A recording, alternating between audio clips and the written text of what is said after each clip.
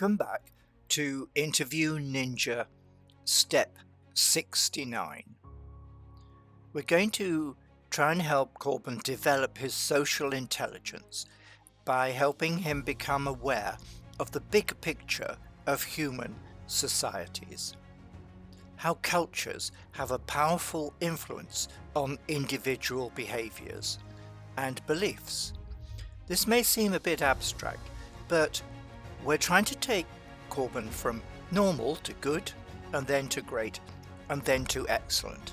And it's going to be necessary for him to have a broad perspective, because as the world changes, globalization is a reality. It impacts our health, it impacts our climate, it impacts what products there are on the shelf in the supermarket, and it certainly is influencing what kind of work you can get. Because some of these changes are so significant, they can sweep away how things used to be done. Basically, this country has a population which has one particular religion. And then in the north of it, there's a bunch of people who've migrated from the area that we call Bangladesh now, I think, which started off as being called East Pakistan. And then a bunch of them sort of migrated down, and they were Muslim, and that was contrary to what the local religion was. And then their population number increased more quickly than the local population, and they started to want more of resources, more land, more food. So it basically was a conflict. But the people who ran Myanmar, the military people, had been running it for the last 40, 50 years. They didn't like what was going on. The Rohingyas, sorry everybody if I'm getting their names, there was a particular group of people there who basically got a bit militant, and they armed themselves, and they started to try and get the resources that they felt they needed by killing the locals or driving the locals out. And then the locals went to the military of the country as it had been for the last, let's say, 100 years, and said, these guys are killing us, help us.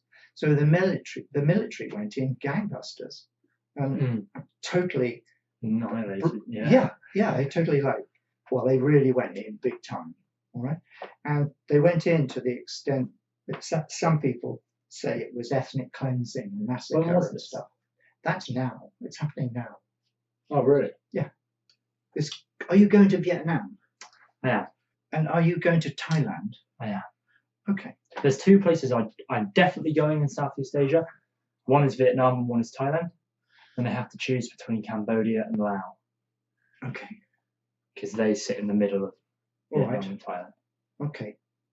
Well, it's very interesting because, again, flipping back 500 or 600 years, all those countries, traveling wasn't so easy then, but there were kind of people who traded around that area, and it was a very, very prosperous and advanced area compared to Britain, for example. We were pretty much in mud huts when people in China and so on were building palaces, and so the Western world was very backward compared to the East.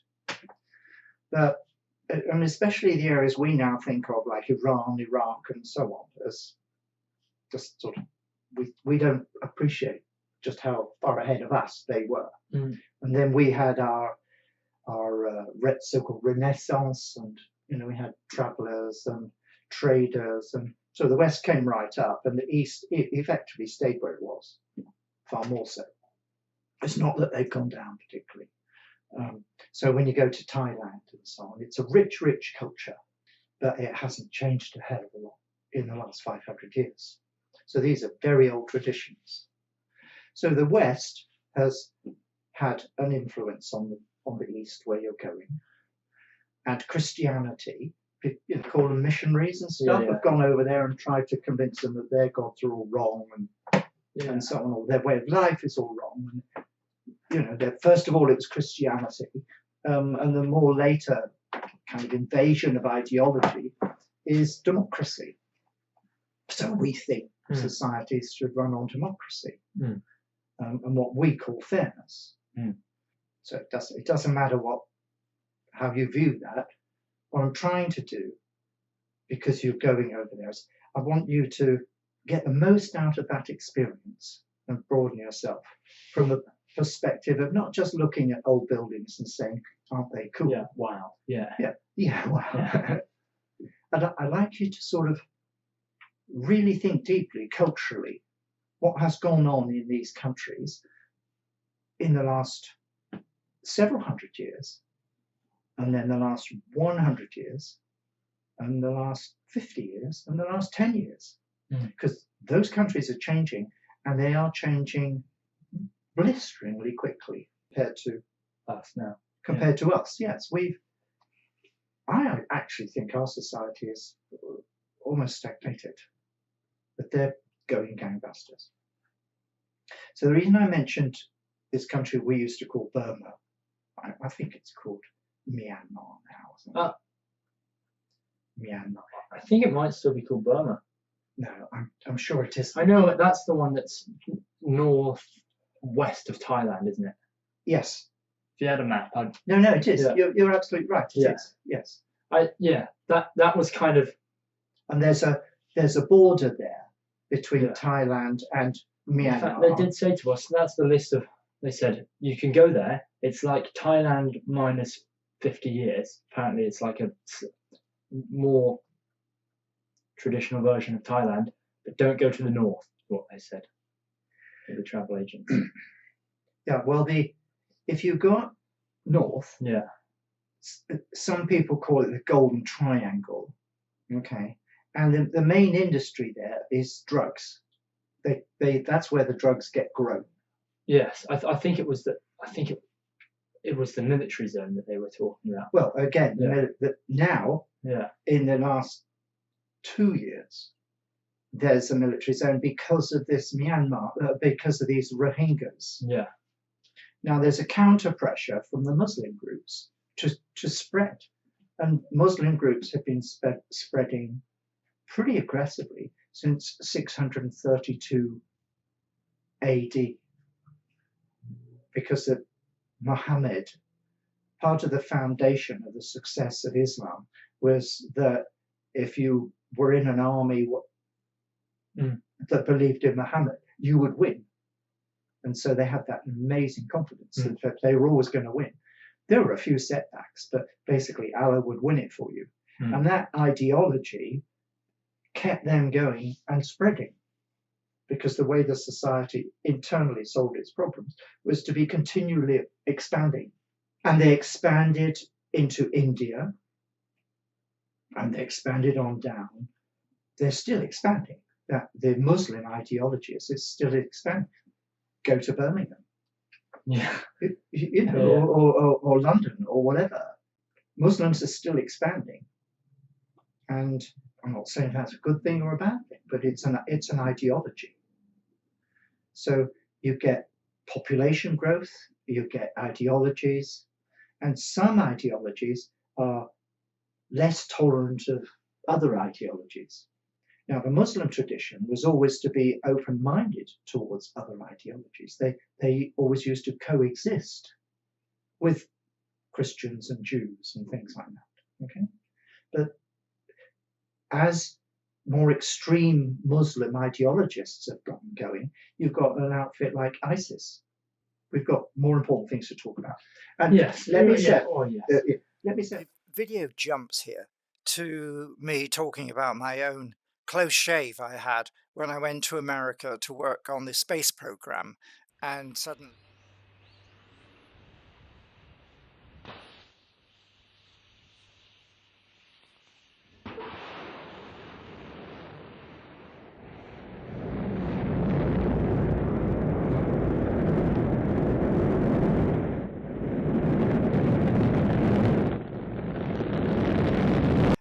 suddenly Vietnam got far more expanded as a war, and I nearly got drafted to go and fight there.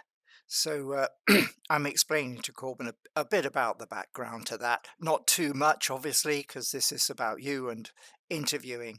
But I can't talk about Vietnam to him without it having a bit of a sort of pulse for me.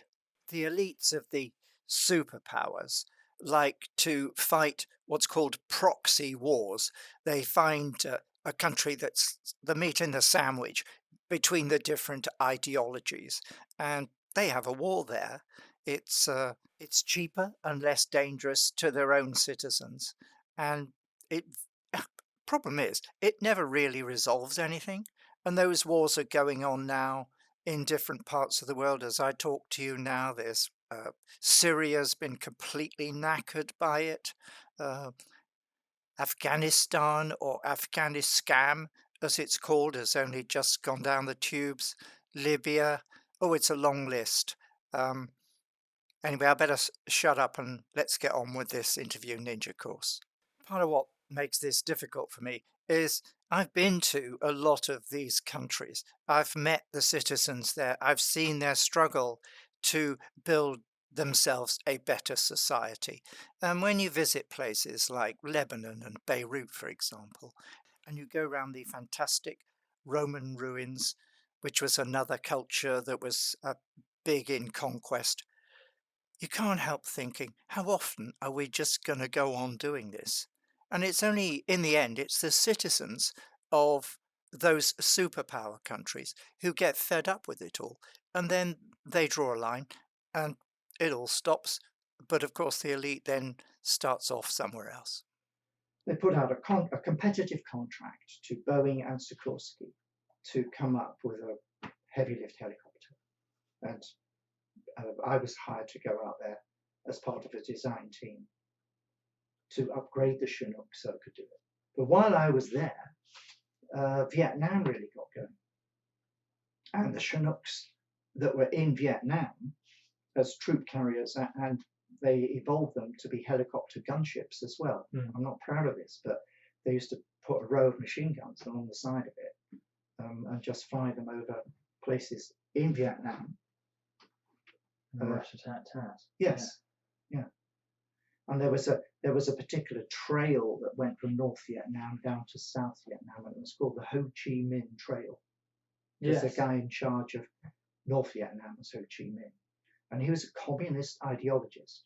So, and that was completely other end of the scale to the southern Vietnamese, which was a very rich elite who ran in essence, a feudal state. So lots of very poor workers. Yeah. You could call it a democratic state, yes, as opposed to communist. This wasn't a religious war. This was an ideological war of democracy. Well, it absolutely was, wasn't it? It was capitalism against communism. Yes, absolutely. Yeah. I like the way you captured that. It was capitalism, which is wrapped around with the acceptable wrapper of democracy. Yes. It was capitalism versus communism. And the difference there is communism, everybody in theory owns everything. Yes, of course. And capitalism work for yourself. Yeah. is different.